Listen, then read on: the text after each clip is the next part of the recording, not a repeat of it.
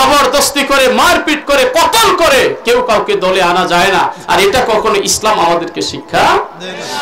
একটা কথা বলে শেষ করে দেই, শিক্ষা নেবেন জীবনে। আমার রাসূল পরিশ্রান্ত দেহ নিয়ে যুদ্ধের ময়দান থেকে এসে নিজের হাতের তরবারিটা গাছে ঝুলিয়ে রেখে নিচে শুয়ে পড়েছেন। সাহাবায়ে কেরাম একটু সাইড আছে, বিভিন্ন গাছের নিচে, ছায়ার নিচে আরাম ফরমাইতেছেন। দূর থেকে মুশরিক একটা টার্গেট করেছে।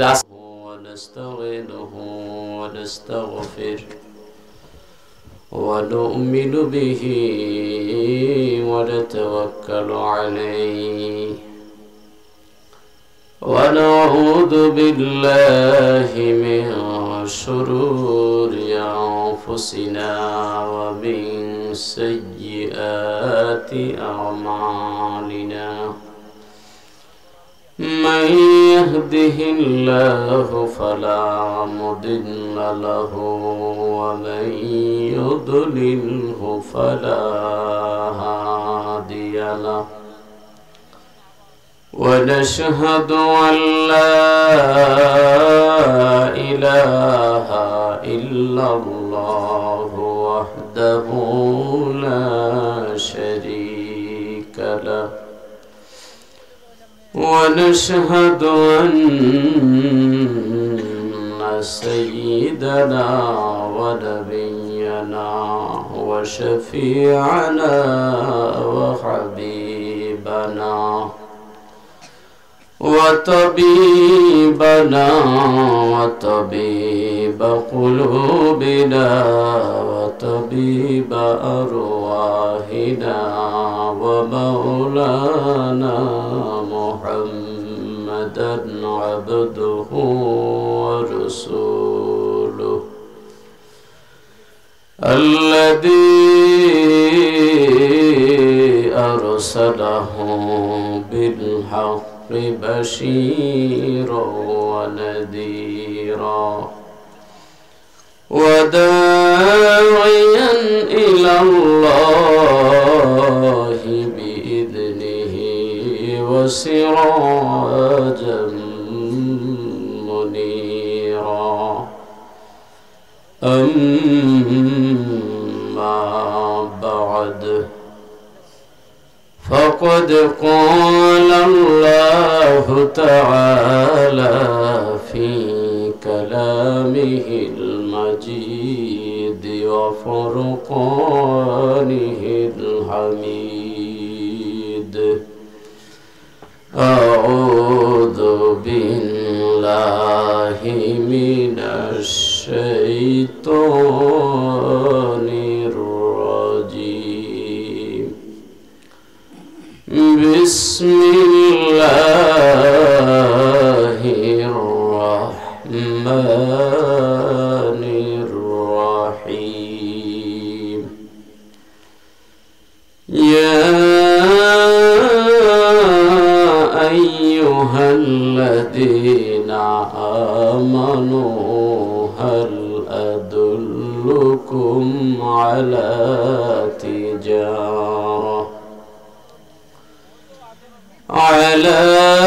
تجارة تنجيكم من عذاب أليم تؤمنون بالله ورسوله وتجاهدون في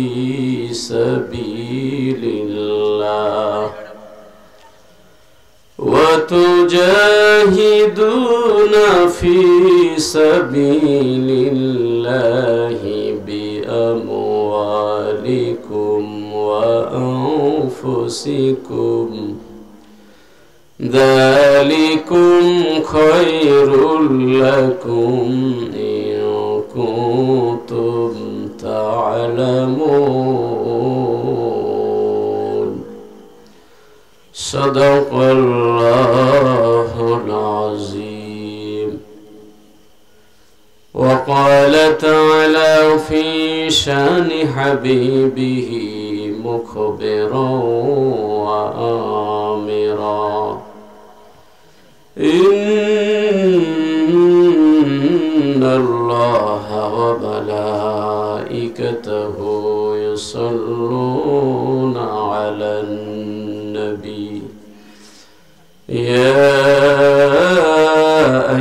أيها الذين آمنوا صلوا عليه وسلموا تسليما اللهم صل سيدنا مولانا محمد على آله سيدنا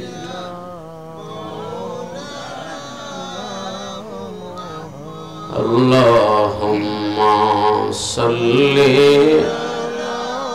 سيدنا مولانا محمد وعلى آل سيدنا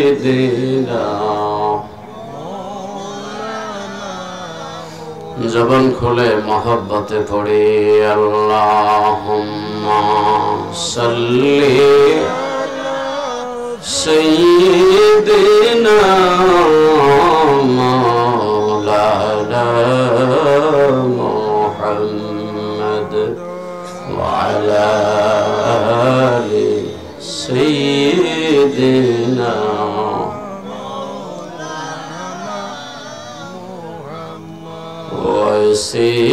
سيجدين إيمان ایک دردانی مباس دین معشق محمد حب ایمان مع اللهم صلی سيدنا مولانا محمد وعلى آل سيدنا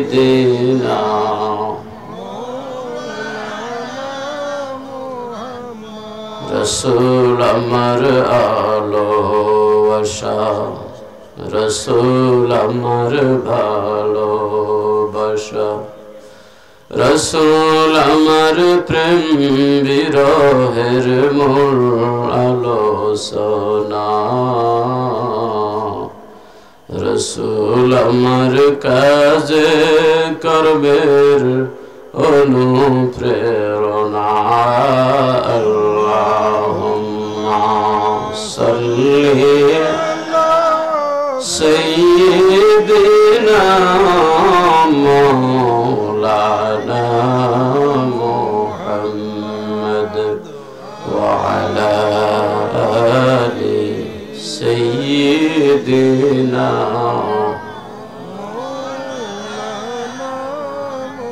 لا إله إلا الله لا إله إلا الله لا إله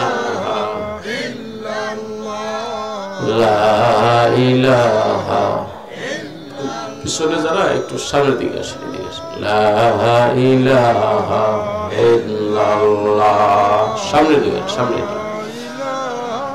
ইল্লাল্লাহ লা ইলাহা ইল্লাল্লাহ লা ইলাহা ইল্লাল্লাহ লা ইলাহা إلا الله لا إله إلا الله لا إله إلا الله لا إله إلا الله لا إلا الله لا إله إلا الله لا إله إلا الله لا إله إلا الله لا إله إلا الله حسبي ربي جل الله ما في قلبي غير الله حسبي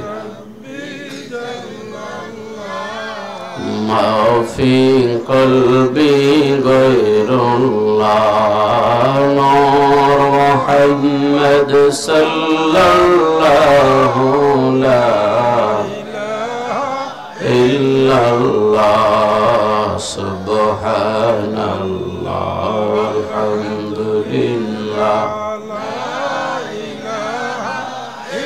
الله سبحان الله والحمد لله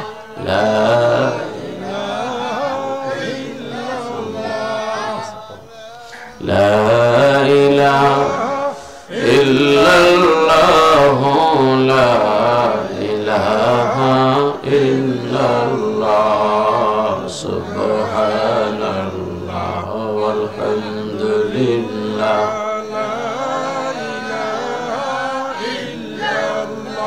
لا إله إلا الله محمد رسول الله صلى الله عليه وسلم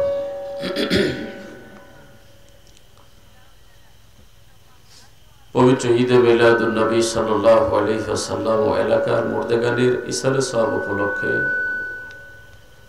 আজকের এই 16তম বার্ষিক ওয়াজ মাহফিলের সম্মানিত শ্রদ্ধাভাজন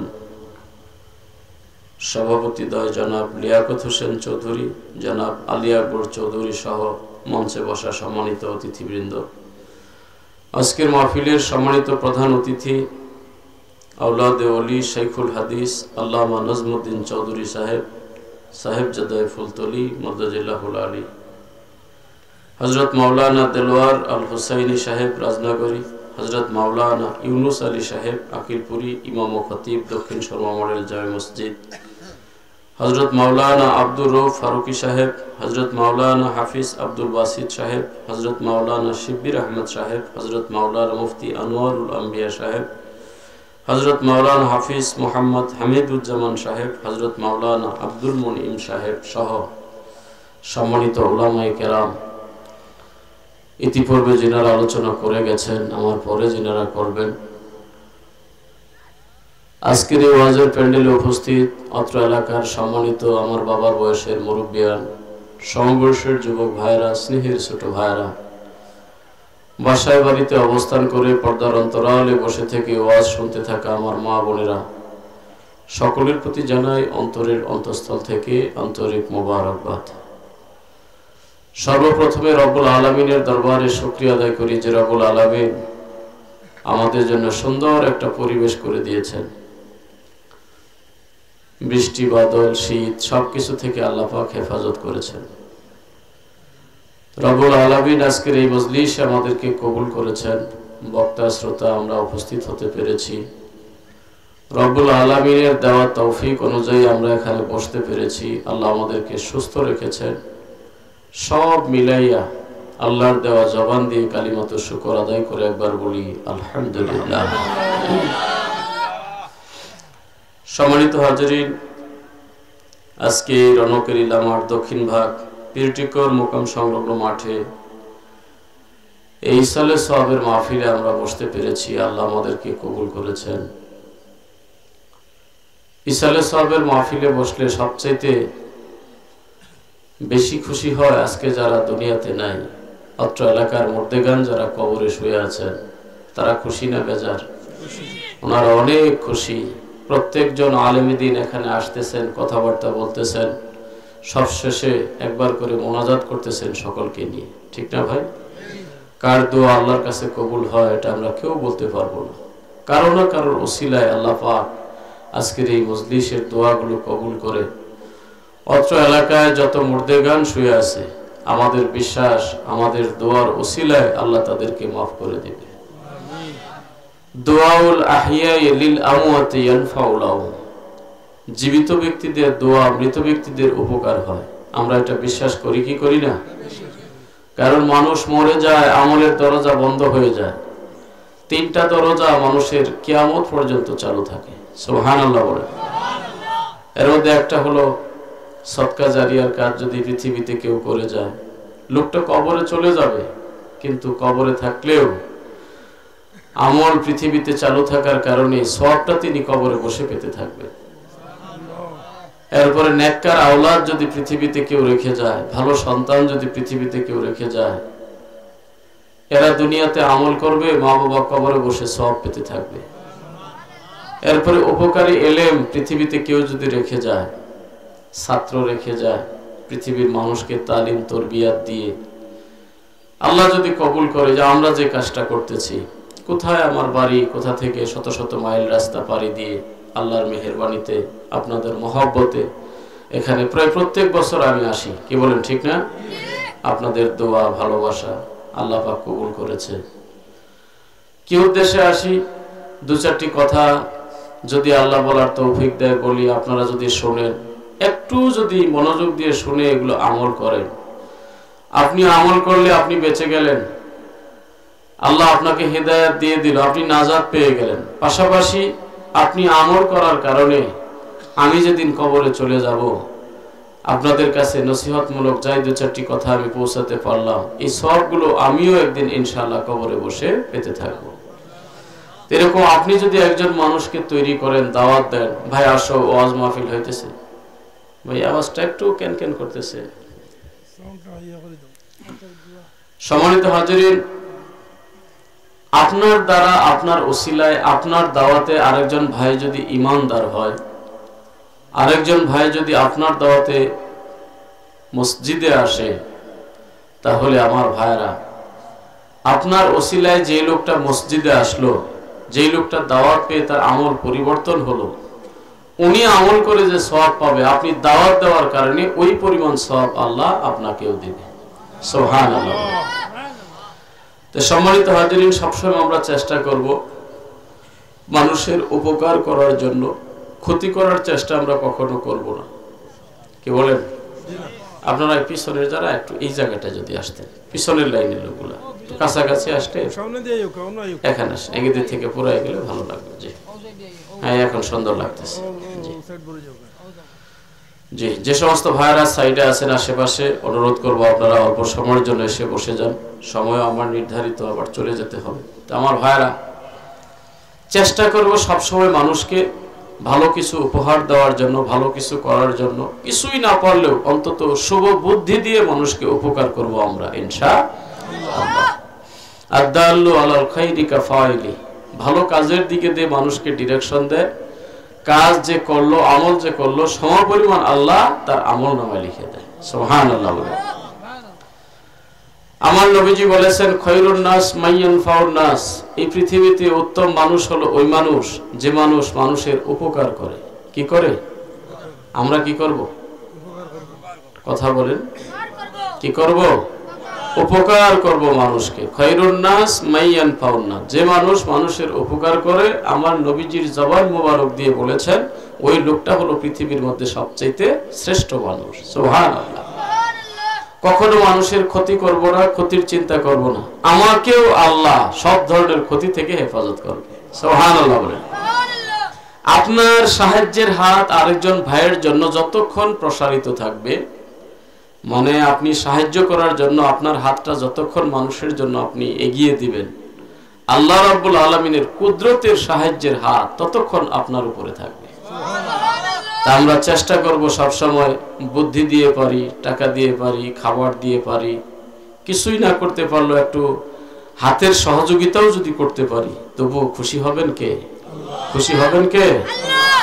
হাসরের দিন বলিবেন খোদা, হে আদম সন্তান, তুমি মোর সেবা করো নাই যবে সিনু রোগে অজ্ঞান। মানুষ বলিবে তুমি প্রভু করতার, আমরা কেমন লইব তোমার পরিচর্যার ভার। বলিবেন খোদা দেখনি মানুষকে দেশে রোগের ঘরে, তারি শুশ্রূষা করিলে আজি পাইতে আমায় পাশে। আল্লাহ রাব্বুল আলামিন কাল কিয়ামতের ময়দানে কিছু মানুষকে ধরবেন যে দুনিয়াতে তুমি যদি আমাকে এক গ্লাস পানি পান করাইতে আজকে তো আমার সাহায্য পাইতে। সুবহানাল্লাহ বলেন। আল্লাহ নিজে বলবেন বান্দাকে আমাকে যদি একটু পানি পান করাইতে দুনিয়াতে, তখন তো মানুষ আমরা অবাক হয়ে যাব যে কি বলেন, আল্লাহ কোন দিন আমাদের কাছে পানি চাইলো, ঠিক না? আল্লাহ কি পানির দরকার আছে? আল্লাহ কি পানি খায়? আল্লাহর কোনো আমাদের মতো বডি আছে? কিচ্ছু নাই, এগুলা থেকে আল্লাহ অনেক মুক্ত। সুবহানাল্লাহ বলেন। আমার আল্লাহর কোনো আকার নাই, আল্লাহ নিরাকার। তাহলে আল্লাহ কেন বললেন তুমি যদি দুনিয়াতে আমাকে এক গ্লাস পানি পান করাইতে আজকে হাসরের ময়দানে তুমি আমাকে পাশে পাইতে। আর হাসরের ময়দানে যদি আল্লাহরে আমরা পাশে পাই, আল্লাহ যদি রাজি হয়, ওই ব্যক্তির জন্য আরো চিন্তার কোনো কারণ আছে নি? আরে আল্লাহর সন্তুষ্টি তো আমাদের কাম্য, কথা বলেন ঠিক না? যে যাই করি, যে দল করি, উদ্দেশ্য যদি আল্লাহর জন্য হয়, উদ্দেশ্য যদি দলবাজির জন্য না হয়, উদ্দেশ্য যদি আল্লাহর জন্য হয়, আল্লাহকে পাওয়ায় যদি উদ্দেশ্য হয়, তাহলে আমরা এই বাংলাদেশে এই পৃথিবীতে যত দল আছি এক দল আরেক দলের সঙ্গে কখনো যুদ্ধ লাগার কথা না। কথা কোন ঠিক কিনা? এক দল আরেক দলকে মন দিয়ে ভালোবাসার কথা, যে আমিও যে উদ্দেশ্য আমার ভাইও তো সেই উদ্দেশ্যেই মানুষকে দাওয়াত দিতেছে। কথা বলেন ঠিক কিনা? আমার হয়তো মসলক ভিন্ন, আমার মুর্শিদ ভিন্ন, আমার শায়েখ ভিন্ন, আমার লিডার ভিন্ন, আমার দল ভিন্ন। যতই দল, যত দলে বিভক্ত আমরা হই না কেন, সবার টার্গেট যদি একটাই থাকে, আল্লাহ কিভাবে খুশি হয়, আল্লাহর রাসূল কিভাবে খুশি হয়, এই টার্গেটই যদি আমি দিনের জন্য কাজ করি, তাহলে আমাদের ভিতরে ঝগড়া বিবাদ, মারামারি, খুনাখুনি এগুলো কোনো কিছুই হইতো না। আজকে দেখেন আমাদের দল, ইসলামী দল, অন ইসলামী বাদ দেন, কোন পর্যায়ে আমরা গিয়ে পৌঁছে গেছি। এক দলের মানুষ আরেক দলকে পাইলে খুন পর্যন্ত করতেছে। কথা বলে না মিথ্যা বলছি ভাই? দল ঠিক রাখার জন্য একজন আরেক দলকে পাইলে জবাই পর্যন্ত করে ফেলতেছে। নাউজুবিল্লাহ বলে। এটা কিসের দল রে ভাই? এটা তো হইতেছে যার যার ব্যক্তিগত দল, ব্যক্তিগত খাহেশ পূরণ করার জন্য এরকম মরিয়া হয়ে পড়েছে। কথা কোন ঠিক কিনা? আল্লাহকে খুশি করার জন্যই যদি হইতো, কেন এত আক্রোশ? একজন আরেকজনকে দাওয়াত দাও, বুঝ দাও, তোমার চরিত্র তুমি উপস্থাপন করো। তুমি যদি ভালো চরিত্রের হও, তুমি যদি সুন্দর মানুষ হও, তোমার আচরণ যদি ভালো হয়, তোমার আখলাক যদি ভালো হয়, তোমার সিরাত সুরাত যদি ভালো হয়, তোমার কথার মধ্যে যদি তাসির থাকে, তোমার প্রতি যদি মানুষের ভালোবাসা থাকে, তোমার গুণ দেখেই তো মানুষ তোমার দলে চলে আসবে। কেন এত জোরাজুরি, কেন এত পিরাপিরি? আমাকে যে মানলো না তাকে জবাই করতে হবে, এটা কোন ইসলাম? কথা বলেন ভাই। আমি মুখলেসুর রহমান আজাদি, পৃথিবীর সব মানুষ কি আমার কথা শুনবে? সব মানুষ কি আমার পন্থী হবে? কিন্তু আমার চিন্তা দিয়ে যদি আমি এই চিন্তা করি, আমার কথা শোনার দরকার নাই, আমাকে বাহবা দেওয়ার দরকার নাই, আমি যে দিনের দাওয়াত দিতেছি, আমি যে আল্লাহর কথা বলতেছি, আমি যে রাসূলের কথা বলতেছি, আমার এই দিনকে যদি লোকটা ভালোবাসে আলহামদুলিল্লাহ, আমার আল্লাহকে যদি লোকটা ভালোবাসে, আমার রাসূলকে যদি লোকটা ভালোবাসে আলহামদুলিল্লাহ। আমার দলে আসার দরকার নাই, তুমি তোমার দলেই থাকো, কিন্তু আমার আল্লাহরে ভালোবাসো, আমার রাসূলকে ভালোবাসো। কিন্তু এর চাইতেও যখন বেশি হার্ড লাইনে আমি চলে যাব, তখন বুঝতে হবে আমার নিয়ত খারাপ। কথা বলে আমার নিয়ত খারাপ, যে আমাকেই মানতে হবে, দল আমারটাই মানতে হবে, ইসলাম পরে, আল্লাহ পরে, রাসূল পরে, মানতে হবে আমাকে। এই হলো আমাদের কারসাজি। কথা বলে ঠিক না? আমার ভাইয়ারা, চলে বলে কৌশলে আজকের পৃথিবীর মানুষগুলো কত দল, কত দিকে, কত মতানৈক্য, কত কিছুর পিছনে যে মানুষ দৌড়াইতেছে। আল্লাহ রাব্বুল আলামিনের কাছে আমরা তৌফিক চাই, এই পৃথিবীতে যতদিন বেঁচে থাকবো, আল্লাহ যেন তোমার জন্যই কাজ করতে পারি। কার জন্য ভাই? আপনারা একটু এলোমেলো করতেছেন, আমার দিকে তাকাবেন, হ্যাঁ, কথাবার্তা বলবেন। সম্মানিত হাজিরিন, এই জন্য আমার নিয়ত যদি ভালো থাকে, উদ্দেশ্য যদি আমার ভালো থাকে, আশা করি আমাদের মধ্যে এই যে ঝগড়াঝাটি, খুন খারাপি পর্যন্ত এক ইসলামী দল আরেক ইসলামী দলকে করে ফেলতেছে, ঠিক না? 2 দিন আগে এক গাড়ির ড্রাইভার, লোকটার লেবাস পোশাক খুব ভালো, বাড়ি হলো ওনার বরিশাল গড় নদীতে, তাবলিগ জামাতের 2 গ্রুপের এক গ্রুপের আর কি। উনি বলল যে আমি আগে ছিলাম সাতপন্থী, এখন হয়েছি জুবাইরপন্থী। বুঝছেন না? আপনারা হাসলেন, আসলে দুঃখজনক ব্যাপার। আমি রাস্তায় দাঁড়িয়ে আছি, সঙ্গে আমার গাড়ি ছিল না। লোকটা আমার লেবাস পোশাক দেখে আমার কাছে এসে গাড়ি ব্রেক করছে। ব্রেক করার পর বললো, হুজুর কোথায় যাবেন? আমি সামনে একটা মাহফিলে যাব। হুজুর উঠেন। আলহামদুলিল্লাহ, আমি একজন আলেমের খেদমত করার জন্য মনে মনে খুঁজতেছিলাম। খালি গাড়ি, আমার বড় একটা কোম্পানির চাকরি করে লোকটা, লেবাস পোশাক খুব সুন্দর লোকটা। তো গাড়িতে ওঠার পরে বললো, হুজুর আপনি কোন দল করেন? আমাকে বলতেছে। আমি কোন দল বলতে ভাই? কই যে এখন যে আমাদের বিবাদ চলতেছে, ঝগড়া বিবাদ, আপনি সাতপন্থী না জুবাইরপন্থী? আমাকে বলতেছে। আমি কইলাম, ভাই আমি তো এখন ওই পর্যায়ে পৌঁছতে পারি নাই, 2 দলের এক দলেও আমি নাই, এটা বললাম। উনি আবার আশ্চর্য হয়ে গেল, আবার কেমন? মানে উনি ভাবতেছে সারা পৃথিবীর মানুষ এই 2 দলের এক দলে থাকবে, হয়তো সাতপন্থী না জুবাইরপন্থী। বুঝতে পারছেন ব্যাপারটা? পরে আমি কইলাম, ভাই না, 2 দলের এক দলও আমি নাই, এখন কি গাড়িতে রাখবেন না নামাই দিবেন, কোনটা? লোকটা হেসে দিছে, ঠিক আছে। না হুজুর, আমি জানার জন্য বলছিলাম। পরে আমার জিজ্ঞেস করলো, পড়ালেখা কোথায় করছেন? আমি যে সারসিনা আলিয়া মাদ্রাসায় পড়ালেখা করছি। তো লোকটা এখন খুশি হইল, আলহামদুলিল্লাহ হুজুর, আমার বাড়িও বরিশাল গড় নদীতে, সারসিনার প্রতি আমাদের খুব ভালো ধারণা। যাক আলহামদুলিল্লাহ।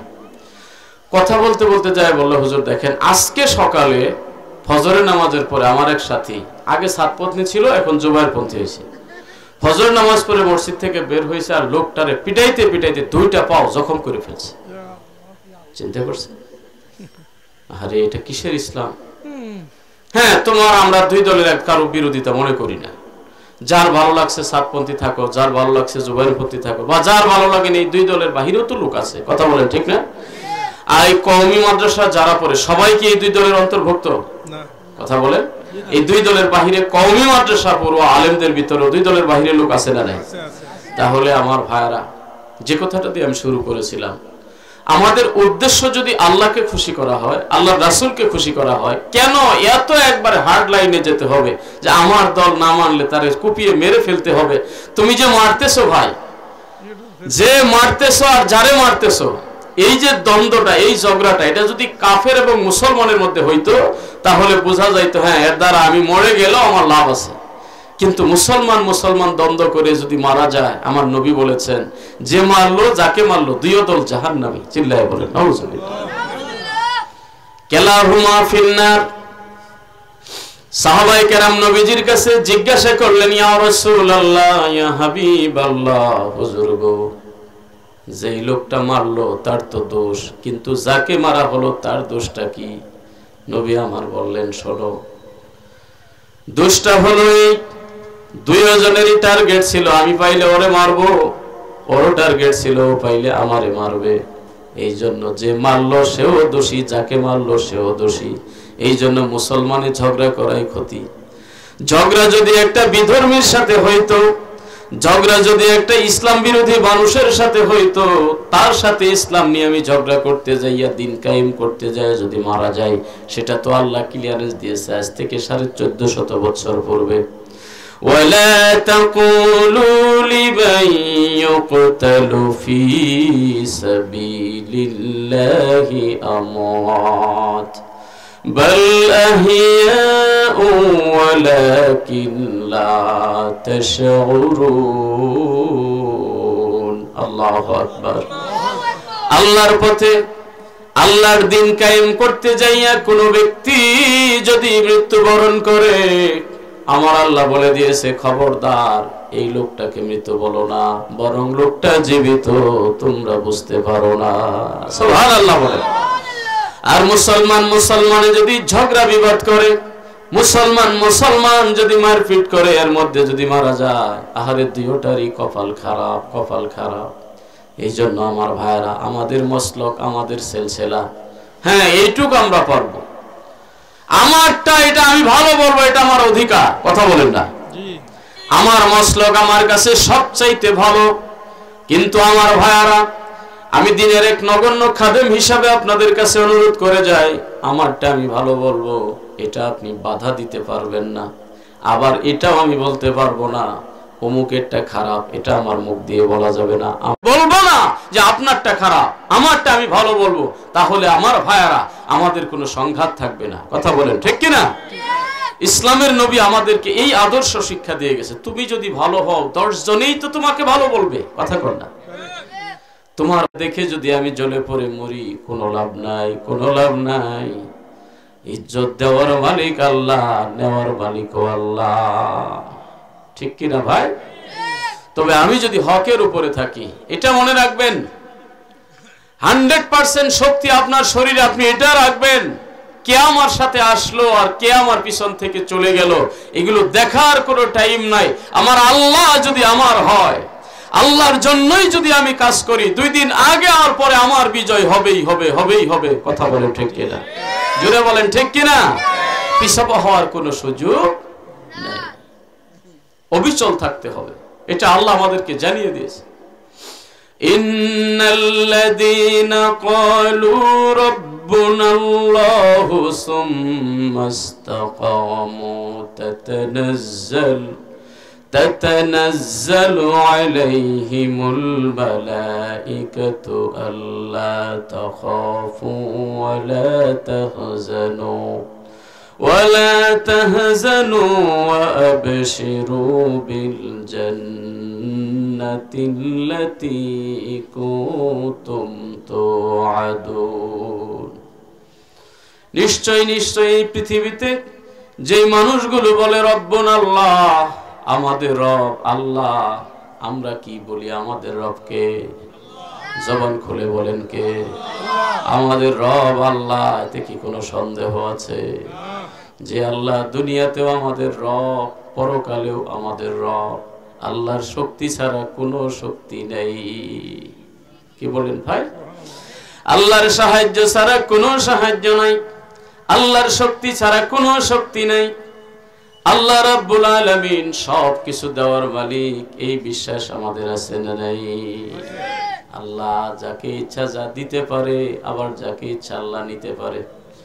কুলিল্লাহুম্মা মালিকাল মুলকি তুতিল মুলকা মান তাশাউ ওয়া তানজিউল মুলকা মিম্মান তাশাউ ওয়া তুইজ্জু মান তাশাউ ওয়া তুদিল্লু মান তাশাউ বিয়াদিকাল খায়র ইন্নাকা আলা কুল্লি শাইইন কাদির। আওয়াজ দিয়ে বলেন আল্লাহু আকবার। আল্লাহ পৃথিবীর মানুষকে জানিয়ে দিলেন, শোনো, রাজত্ব দেওয়ার মালিক আমি আল্লাহ, আবার যে কোনো মুহূর্তে ছিনিয়ে নেওয়ার মালিকও আমি আল্লাহ। কথা কোন ঠিক কিনা? আল্লাহ দিয়ে ধন বুঝে মন কেড়ে নিতে লাগে কতক্ষণ। সকাল বেলার আমির, বিকালে ফকির বানানোর ক্ষমতা একজনেরই আছে, তিনি কে? আওয়াজে বলেন কে? আরে একটা অন্ধ মানুষের একটা ভিডিও দেখলাম, কথাগুলো অনেক বাস্তব। আমরা যে বড়াই করি, অহংকার করি, আমার দৃষ্টিতে আরেকজনকে আমি কিছুই মনে করি না, এমন মানুষ আছে না নাই? আরে অমুক কে, অমুক এই মহল্লার কে, অমুক এই মহল্লার কে, মহল্লাটা মনে হয় আমি একবারে কিনে নিয়েছি। কথা বলেন আছে না নাই? এই ধরনের কথা কোনো ইমানদার কখনো বলতে পারে না। সেকেন্ডের যে পৃথিবীতে ভরসা নাই। কথা বলেন আছে ভাই?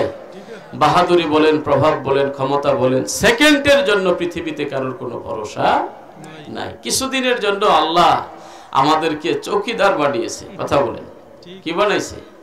চৌকিদার, একটু দেখাশোনা করার জন্য। সর্বোচ্চ শক্তি দিয়ে বললে আমি বলতে পারবো এই বাড়িটা কার, এটা মুসাফির খানা। কথা বলেন? বলবেন না আমার বাবার, তোমার বাবা তো এখন নাই, দাদার, তোমার দাদা তো নাই, দাদাও চলে গেছে, বাবাও চলে গেছে, এখন আমাকে চৌকিদারি দিয়ে গেছে, 2 দিন পরে আমার ছেলে বলবে আমার বাবার ছিল। কথা বলেন ঠিক না? তাহলে যেখানের কোনো লংটিভিটি নাই, যেখানের কোনো স্থায়িত্ব নাই, যেখানে কেউ বলতে পারে চিরদিন আমি থাকবো, তাহলে এটা অবশ্যই মুসাফিরখানা। কথা বলেন ঠিক না? আল্লাহ এগুলো আমাদেরকে দেখাইছে, অথচ মাঝে মাঝে ব্যতিক্রম কিছু করেও কিন্তু আল্লাহ মানুষকে দেখাইতেছে। সেটা কি? সিরিয়ালি আগে দাদা যাবে, এরপরে বাবা যাবে, এরপরে সন্তান যাবে। দাদার সামনে কত নাতি ডেড বডি হয়ে খাটে শুয়ে আছে, আছে না? এগুলা কে পারে ভাই? কে পারে? অন্ধ লোকটা উনি নিজে বানাইছে না কেমনে শিখছে জানি না, কথাগুলোর মতে বলে শুনতে যায় চোখ দিয়ে পানি চলে আসলো। কি চমৎকার কথা! কি খেলা খেলাইছো দয়াল রে, তোমার খেলা চমৎকার, নাফাকি মানুষ বানাইয়া মিলাইছো বাজার রে, কি খেলা খেলাইলা দয়াল রে। এগুলো কে পারে? কি চমৎকার কথা, ঠিক না? অন্ধ মানুষ গবেষণা করে কথাগুলো বের করছে। তুমি কাউকে দিলা 10টা সন্তান, থাকার জায়গা নাই, কাউকে দিলা কোটি টাকা, খাওয়ার মানুষ নাই। আছে না নাই? গবেষণা করলে মাথা নষ্ট হয়ে যাবে, আসলেই তো তা। কাউকে দিলা 10টা সন্তান, থাকার জায়গা নাই, কাউকে দিলা কোটি টাকা, খাওয়ার মানুষ নাই। কি চমৎকার কথা! নদীরে কুল ভাঙ্গো কুল গড়ো, এই কি তোমার খেলা, সকাল বেলার আমির ফকির করো সন্ধ্যা বেলা। কথা কোন ঠিক কিনা? এই জন্য আমি বলবো ভাই, এগুলো নিয়ে আমাদের কোনো বীর বাহাদুরি নাই। সেকেন্ডে সেকেন্ডে তছনছ করে দিতে পারে তিনি কে? আজকে দেখেন ফিলিস্তিনের গাজাতে আমার ভাইদের উপরে, বোনদের উপরে, শিশুগুলোর উপরে কি অত্যাচার, হাজার হাজার মানুষ তারা মেরে ফেললো, ঠিক না? অথচ এই লোকগুলো কি এক ফিলিস্তিনের সামনে কিছুই তারা ছিল না, আমেরিকা শক্তি দিয়ে সাহায্য করতেছে। কথা বলেন ঠিক না? সেই আমেরিকাতে আবার কি অবস্থা, ক্যালিফোর্নিয়া, লস অ্যাঞ্জেলসের মতো জায়গা, কি আগুন, এত উন্নত প্রযুক্তি, ওদের কোন প্রযুক্তি কাজ হইতেছে না, সামান্য একটু আগুন। হুকুম কার? আওয়াজ দিয়ে বলেন হুকুম কার? তুমি আমি যে বসত বাড়ি অমুক তমুক ক্ষমতা প্রভাবের মালিক, সেকেন্ডে তো আল্লাহ ফায়ার করে দিতে পারে। কথা বলেন, এই ক্ষমতা আল্লাহর আছে না নাই? কথা বলেন আছে না নাই? এই জন্য সব সময় ন্যায়ের উপরে থাকবো, সতের উপরে থাকবো। কে আমার সাথে ভাই আসলো, কে আসলো না দেখার বিষয় না। আমি যদি হকের উপরে থাকি, দিন শেষে বিজয় আমারই হবে ইনশাআল্লাহ। এই জন্য আমার আল্লাহ বলেন, নিশ্চয়ই যারা বলে রব্বুন আল্লাহ, আমার রব আল্লাহ, যারা বলে আমাদের রব আল্লাহ, শুধু এটা বলে না, এই কথার উপরেই তারা মজবুত থাকে।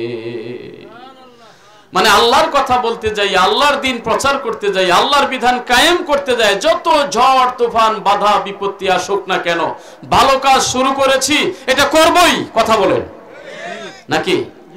যদি বাধা পড়ে তো করব না, তাহলে তো ইমানদারের কাজ হলো না। কথা আল্লাহর দিন কায়েমের জন্য বহু স্তর আছে। যিনি মসজিদে ইমামতি করে উনিও আল্লাহর দিন কায়েম করতেছে, যিনি মাদ্রাসা স্থাপন করেছে, মাদ্রাসায় পড়ালেখা করাইতেছে, আবার এটার কাজে যারা সাহায্য সহযোগিতা করতেছে, এরাও দিন কায়েমের চেষ্টা করতেছে। কথা কর না? কোন একটা খেদমতকে ছোট করে দেখার কোনো সুযোগ নাই। শামসুল উলামা আল্লামা সাহেব কিবলা ফুলতলি রহমাতুল্লাহ আলাইহি, তিনি যে বীজ একটা বপন করে গেছেন পৃথিবীতে, আল্লাহু আকবার, লক্ষ লক্ষ লক্ষ লক্ষ মানুষ আজকে ওনার এই খেদমতের ওসিলায় কোরআনুল কারীমকে সহি শুদ্ধ করে তিলাওয়াত করার সুযোগ পাইতেছে। ঠিক না ভাই? এটা যদি আপনার দলের, আপনি যদি এই দলের বাহিরেও হন, এই খেদমতকে অস্বীকার করতে পারবেন? অস্বীকার করতে পারবেন?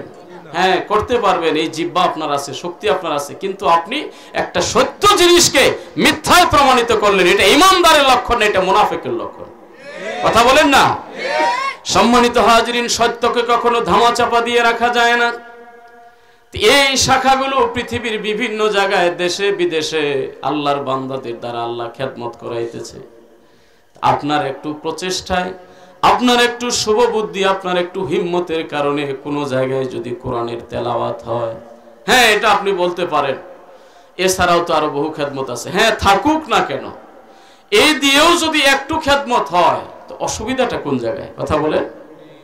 আপনি স্থায়ীভাবে খেদমত করতেছেন, একজন কামিল মাদ্রাসার প্রিন্সিপাল আপনি, একটা দাওরা হাদিস মাদ্রাসার মুহতামিম আপনি, অথবা একটা মসজিদের ইমাম সাহেব আপনি, হ্যাঁ এটা আছে, কিন্তু এরপরে যেই লোকগুলো কামিল মাদ্রাসা যাওয়ার সুযোগ নাই, দাওরা হাদিস মাদ্রাসা যাওয়ার সুযোগ নাই, দিন আনে দিন খায় খেটে খাওয়া মানুষ, এর জন্য স্কুলে যদি একটা কেন্দ্র হয়ে যায়, মসজিদে যদি একটা কেন্দ্র হয়ে যায়, মহল্লায় কারো সুন্দর বাড়ি থাকলে বারান্দায় যদি একটা কেন্দ্র হয়ে যায়, একজন মানুষ যদি সেখানে কোরআনের তেলাওয়াত শিখতে পারে, এটা যদি আপনি কোনো ছলে বলে কৌশলে বন্ধ করতে যান, আল্লাহর কাছে আপনাকে জবাবদিহি করতে হবে। কথা বলেন, জবাবদিহি করতে হবে কার কাছে? আল্লাহর কাছে। কেন? হ্যাঁ, এগুলোর পরেও অতিরিক্ত খেদমত হিসাবে একজন মানুষ যদি এটা কিছু করতে চায়, সে তো আল্লাহর কোরআনের জন্যই করেছিল। কথা বলেন, ঠিক না? একটা অক্ষর যদি কেউ তিলাওয়াত করে, তার আমলনামায় কয়টা সওয়াব? কয়টা সওয়াব? 10টা। সহি শুদ্ধ ভাবে করলে, আর ভুল করলে তখন তো আর গুনাহ হবে। কথা কোন ঠিক না? সহি শুদ্ধ করার জন্য আমার দলের বাহিরে আরেক কোন ভাই ফুলতলি বাদ দেন, কওমি বাদ দেন, বা জিরা এ পর্যন্ত খেদমত করতেছে সব বাদ, নতুন আরেকটা গ্রুপ আবিষ্কার হলো। কয়েকজন যুবক মিলে বলতেছে, ভাই মহল্লাতে আমরা এইবার যারা কোরআন সহি শুদ্ধ পড়তে পারে না তাদেরকে আমরা শিক্ষা দিব, তাকে বাধা দেওয়া যাবে? কথা বলেন, বাধা দেওয়া যাবে? তাহলে বাধা দেওয়া গেলে এটাই হবে আমার ভিতরে তখন কি একনায়কত্ব, যে আমি ছাড়া আর কেউ খেদমত করতে পারবে না। কথা বলেন, আরো কেউ খেদমত করে এই সুযোগ গ্রহণ করুক, এটা আমি দিতে চাই না। তাহলে বোঝা যাবে এটা আল্লাহর জন্য হয় নাই, রসুলের জন্য হয় নাই, দ্বীনের জন্য হয় নাই, এটা আমার নফসের জন্য হয়েছে। মানুষ বলবে যে আমি সবচাইতে বড় খেদমতগার। আমি বলবো ভাই, এরকম নিয়ত যদি কারোর থেকে থাকে, যদি করে থাকেন, আল্লাহর ওয়াস্তে আপনি আজ থেকে খালেজ দিলে তওবা করেন, তওবা করে আল্লাহর কাছে মাপ চেয়ে নতুন করে আবার আমল স্টার্ট করেন। কথা বলেন, কারণ আল্লাহ রাব্বুল আলামিন জানিয়ে দিয়েছে, আল্লাহর হাবিবকে, হাবিব আপনি বলে দেন, ইন্না সলাতি ওয়া নুসুকি ওয়া মাহইয়ায়া ওয়া মামাতি লিল্লাহি রাব্বিল আলামিন। নিশ্চয় আমার নামাজ, নিশ্চয় আমার কুরবানি, আমার বেঁচে থাকা, আমার মরে যাওয়া সব হবে কার জন্য? জবান খুলে বলেন, কার জন্য? সব কিছু হবে একমাত্র রব্বুল আলামিনের জন্য। আমার ভাইরা, যে কথাটা বলতেছিলাম, ঝড় তুফান, বিপদ আপদ, মানসিক সামাজিক যত দিক থেকে বিপর্যয় আসুক না কেন, ভালো কাজ করতে যাইয়া যদি এগুলো আসে, তখন আপনাকে মনে করে নিতে হবে, আমার কাজটা মনে হয় আল্লাহর কাছে কবুল হয়ে গেছে। কারণ যেই কাজের বাধা নাই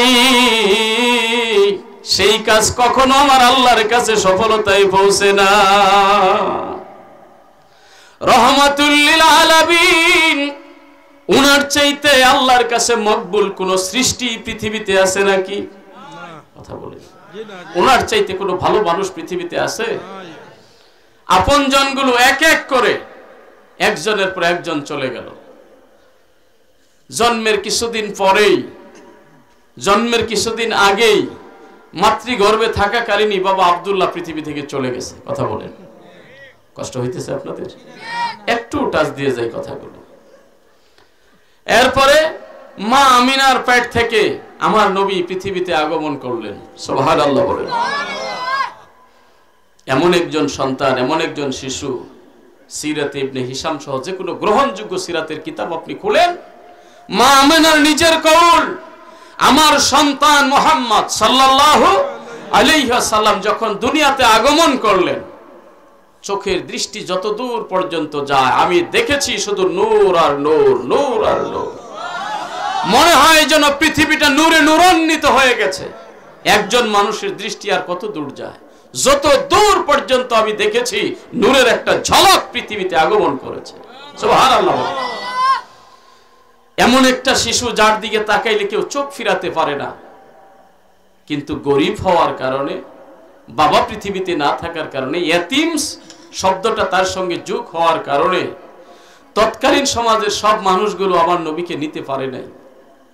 হালিমাতু সাদিয়া রাদিয়াল্লাহু তাআলা আনহা, তিনি এসেছিলেন অন্য কোনো সন্তান না পেয়ে নিরুপায় হয়ে তিনি আমার নবী মুহাম্মদ সাল্লাল্লাহু আলাইহি ওয়াসাল্লামকে নিয়েছিলেন। আমার ভাইরা, কথা লম্বা বলবো না, শেষ পর্যন্ত যিনারা আগে চলে গেল আমার নবীজিকে নিয়ে, ওনার উটো দুর্বল, মানুষও গরিব, কুলেও আবার আরেকজন শিশু আছে, সব মিলাইয়া সবার পিছনে রওনা করেছে। কিন্তু এই রহমতের নবী, সুবহানাল্লাহ বলেন, কত দয়া আল্লাহর তার প্রতি, কি বরকত আমার নবীর জীবনে আল্লাহ রেখে দিয়েছে।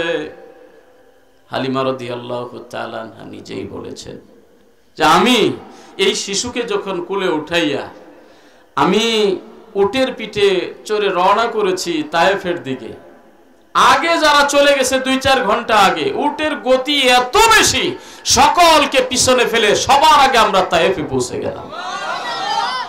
শুধু তাই নয়, বাড়িতে যাই দেখি আর যাওয়ার আগেই বরকত শুরু হয়ে গেছে।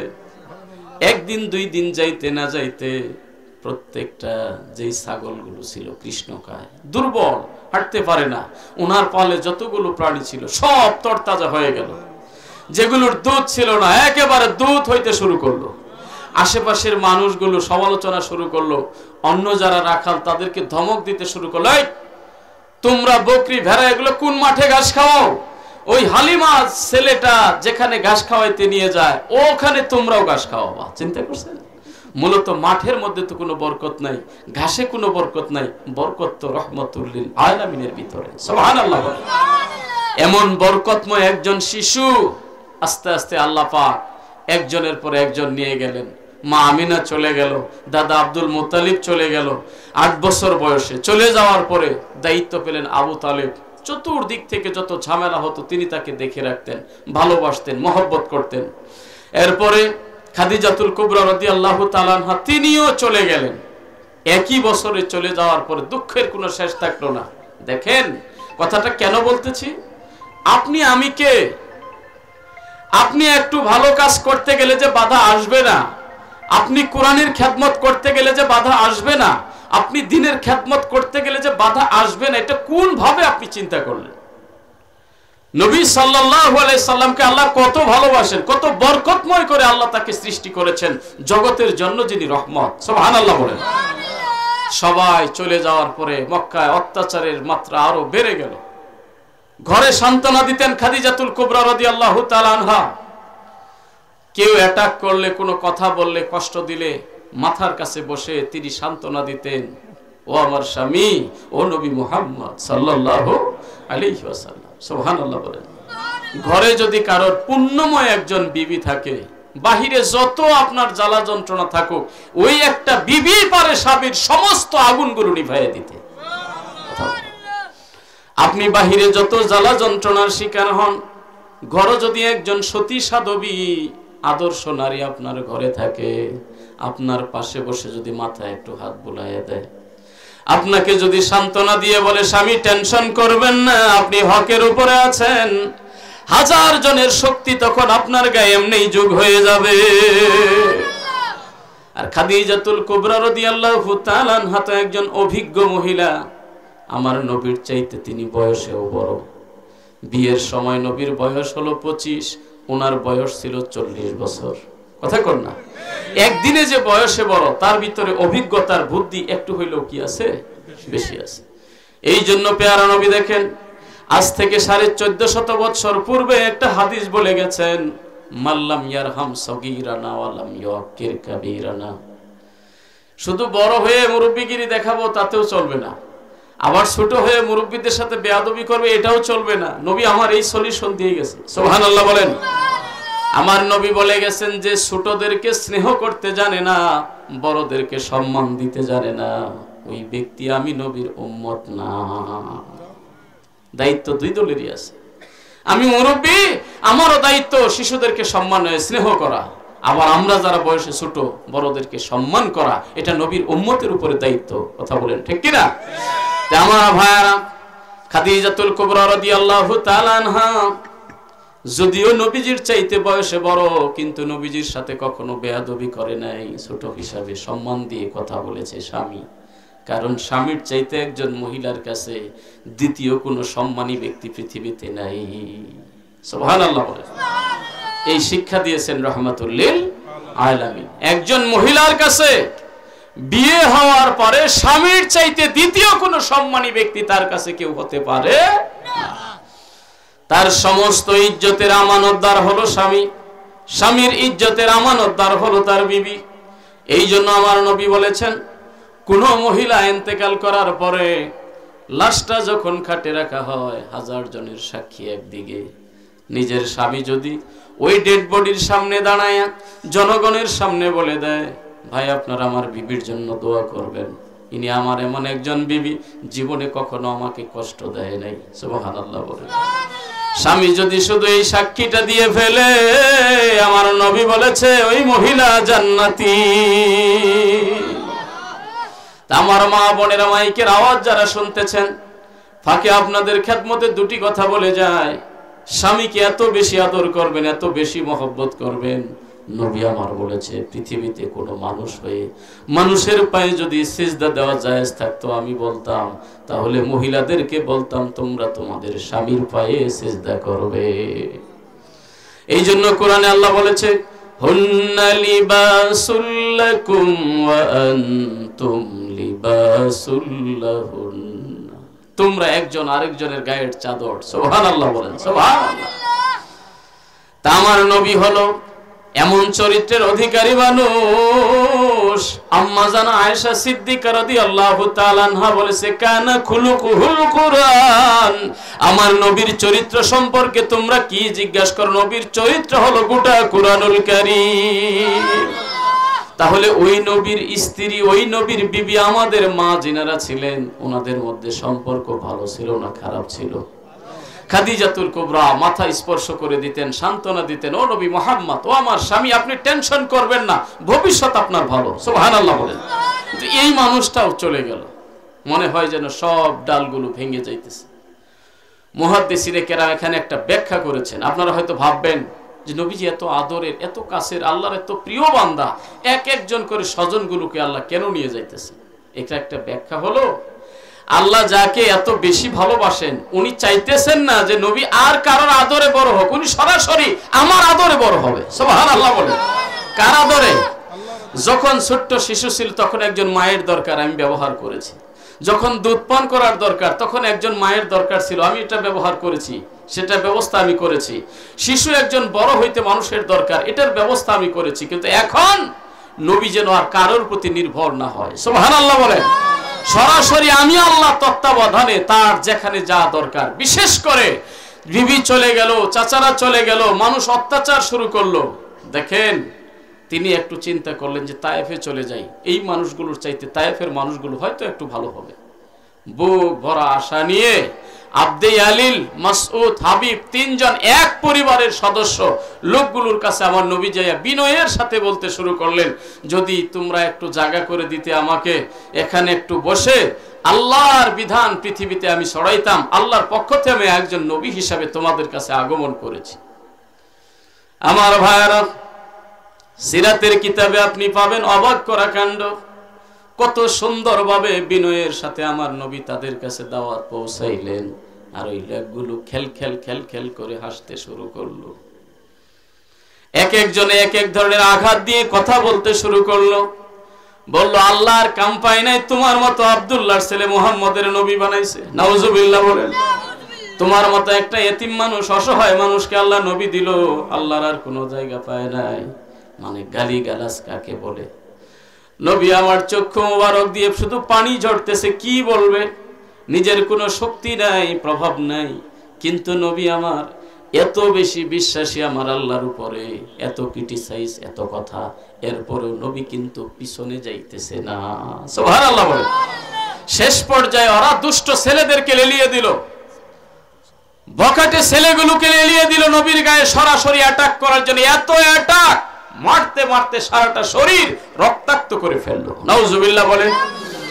আমার ভাইরা, আমার নবীজি আয়েশা সিদ্দিকা রাদিয়াল্লাহু তাআলা আনহার সঙ্গে একদিন এই গল্প করতে যায়, বলল, দেখো আয়েশা, মারছে তো তোমার, যখন আমি অজ্ঞান হয়ে গেলাম, অচেতন হয়ে গেলাম, জমিনে পড়ে গেলাম, পড়ার পরে হুশ হওয়ার পরে মাত্র উঠে বসেছি, দাঁড়ানোর শক্তি আমার নাই, এত বেশি আঘাত তারা করেছে। দুই পাশ থেকে দুইজন আমার বাহুতে ধরে উঠায় দিল, দাঁড় করায় দিল, ভাবলাম হয়তো সহযোগিতা করতেছে, কিন্তু দাঁড় করানোর পরে আবার পাথর মারতে শুরু করলো, আবার আমি পড়ে গেলাম। অনেকক্ষণ পরে আবার যখন একটু স্বস্তি পেলাম, যায়েদ বিন হারেসা চতুর্দিক থেকে নবীজির দিকে দাঁড়িয়ে থাকতো, এই দিক থেকে পাথর আসলে এখানেই দাঁড়াতো, এই দিক থেকে পাথর আসলে এখানেই দাঁড়াতো। ওর শরীর রক্তাক্ত হয়ে গেছে, দুইজনে মিলে চলে গেল। সামনে একটা বাগান দেখা যায়, চলো বাগানে যাই একটু বিশ্রাম নেই। বাগানে যাওয়ার পরে আল্লাহর কাছে দোয়া করতে শুরু করলো, আল্লাহ আমি তো অসহায়, কিন্তু তুমি তো সহায়। সুবহানাল্লাহ বলেন। আল্লাহ তুমি ইচ্ছা করলে কি না করতে পারো, আল্লাহ আমার দোষটা কি? হয়তো আমি কৌশলে ভুল করেছি, হয়তো আমি কৌশল ঠিক করতে পারি নাই, আমি তো অসহায়, আল্লাহ ওদের ক্রিটিসাইজ সবকিছু থেকে তুমি আমাকে হেফাজত করো। ওই মুহূর্তে ওই বাগানের দুইজন মালিক একজন কর্মচারী পাঠিয়ে দিয়ে বলল, অসহায় লোকগুলোকে একটু খাবারের ব্যবস্থা করো। 2-4টা আঙ্গুর দিয়ে নবীজির কাছে পাঠিয়ে দিল। ওই মুহূর্তে এটা বিশাল একটা সহযোগিতা, গায়ে একটু শক্তি হলো। আমার ভাইরা, যে লোকটা আঙ্গুর নিয়ে এলো, ওই শহরে জীবনে সে কখনো বিসমিল্লাহ সরে নাই। চিন্তা করছেন? নবীজি আঙ্গুর খাইতে যায় বলছিল বিসমিল্লাহ, কার নামে? আমার মুমিন ভাইরা, আমরাও খাবো কার নামে? আওয়াজ দিয়ে বলেন, কার নামে? ওই ছেলেটা কিন্তু ওই মহল্লার না, সে আসছিল বহু দূর থেকে, নিনুই, আল্লাহর নবী হযরত ইউনূস আলাইহিস সালাতু ওয়াস সালামের শহরের লোকটা। ওই ছেলেটা, লোকটা বলল, আপনি বিসমিল্লাহ বললেন, এটা আপনার কোন গুণ? এই মহল্লায় তো কারোর থেকে আমি এটা শুনি নাই। তখন নবীজি বললেন, তুমি কোন মহল্লার লোক? আমি নিনুই, ওই এত দূর থেকে। তুমি কি আল্লাহর নবী ইউনূসের মহল্লার লোক? সুবহানাল্লাহ বলেন। নবী আমার ছেলেটাকে বলা মাত্র ও বলল, আপনি জানেন কেমনে? এটা নিঃসন্দেহে তো এই খবর কোন নবী ছাড়া জানার কথা না। সুবহানাল্লাহ বলেন। আমার নবী বললেন, শোনো আমি একজন নবী। লোকটা চেহারার দিকে তাকাইয়া অস্থির হয়ে গেল। আহারে, ইনি তো শেষ জামানার পয়গম্বর, ইনার গায়ে এত আঘাত কি করেছিল? আমার নবী তখন বলল, রে ভাই শোনো, তুমি বললাম আমি কেমনে খবর জানলাম? এক নবীর খবর আল্লাহ আরেক নবীর কাছে পৌঁছে দেয়। ইউনূস আমার ভাই, মুসা আমার ভাই, এক নবী আরেক নবীর ভাই। সুবহানাল্লাহ বলেন। এটার বেশ প্রমাণ হলো মিরাজের বহু ওয়াজ আপনারা 1 মাস ব্যাপী শুনেছেন, সেদিকে আমি যাব না। মিরাজ রাত্রিতে যখন নবীদের সাথে সাক্ষাৎ হয়েছে বিভিন্ন আসমানে, নবী একজনকে দেখে ভাই ডেকেছে, আবার অন্য নবীরাও আমার নবীকে ভাই ডেকেছে। শুধু 2 জন মাত্র নবী আমার নবীরে ছেলে বলে ডাক দিয়েছে। সুবহানাল্লাহ বলেন। একজন হলেন বাবা আদম, নবীজিকে ইবনুন বলে, ছেলে বলে সম্বোধন করেছে। আরেকদিন হলেন আমাদের জাতির পিতা ইব্রাহিম খলিলুল্লাহ, উনিও নবীকে ছেলে বলে ডাক দিয়েছে। সব নবীরা মারহাবাম বিন নবী সালেহ ও আখিস সালেহ। সুবহানাল্লাহ বলেন। সুবহানাল্লাহ। ভাই বলে ডাক দিয়েছে, ভাই বলে ডাক দিয়েছে। আল্লাহু আকবার। তো এক নবীর খবর আরেক নবীর কাছে আছে না নাই? কথা বলেন না আপনারা। এক নবীর খবর আরেক নবীর কাছে আছে না নাই? ইউনূস আলাইহিস সালাতু ওয়াস সালামের কথা শোনার পরে অবাক হয়ে গেল লোকটা। সাথে সাথে ওই যে বাগানের মালিক উতবা ইবনে রাবিয়া, সাইবা ইবনে রাবিয়া, 2 জনে কিন্তু দূর থেকে অবস্থাটা দেখতেছে। কারণ একটা পেয়ালার মধ্যে কয়েকটা আঙ্গুর এই আগন্তুকের জন্য ওনারাই পাঠিয়ে দিয়েছিল। বুঝতে পারছেন ব্যাপারটা? ছেলেটা কথা শোনা মাত্র নবীজির হাত মোবারক ধরে হাতে চুমু দিলেন। সুবহানাল্লাহ। চুমু দেওয়া এটা কিন্তু খারাপ কিছু না। আমরাও বেশি মহব্বত থাকলে একজনের হাত ধরে চুমু দেই, আছে না?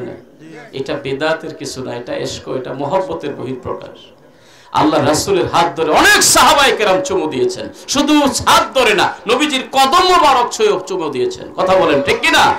কদম বুঝি আমরা মানি কি মানি না? কথা বলেন, মানি কি মানি না? কদম বুঝি মানে এটা শিরক না, এটা বিদআত না। কদম বুঝি মানে এটা সিজদা না। ভাইরে, তোমাদের চোখ নাই, তোমরা দেখো না। কদম বুচি করা এটা সাহাবায়ে কেরাম রাসূল সাল্লাল্লাহু আলাইহি ওয়াসাল্লামের সুন্নাত। কথা কোন ঠিক কিনা? আমার বায়াত শরীফ হয়, মিলাদুন নবীর অনুষ্ঠান হয়, এগুলাতে কি বলবো? শিরক হারাম এগুলো তো দূরের কথা, আমি বলবো যে অর্থে বিদআত বলা হয় সেই বিদআতের একটা বাও এখানে খুঁজে পাওয়া যাবে না। কথা বলেন ঠিক কিনা? একটা বাও খুঁজে পাওয়া যাবে না এমন বিদআত আমরা করি না। কি বলি? দরুদ শরীফ পড়ি, নবীকে সালাম দেই। প্রশ্ন হতে পারে আপনারা দাঁড়ান কেন? আপত্তি আপনার থাকতেই পারে, সেটা মতানৈক্য তো সবকিছুতেই আছে। কথা বলেন ঠিক কিনা? আপনাদের ভালো লাগবে না, আপনি সালাম বসে দিবেন, আমার ভালো লাগে আমি দাঁড়িয়ে দিব, কিন্তু সালাম দিতে হবে, এটা কোরআনের নির্দেশ। কথা বলেন। দরুদ পড়তে হবে কোরআনের নির্দেশ, আল্লাহর নির্দেশ।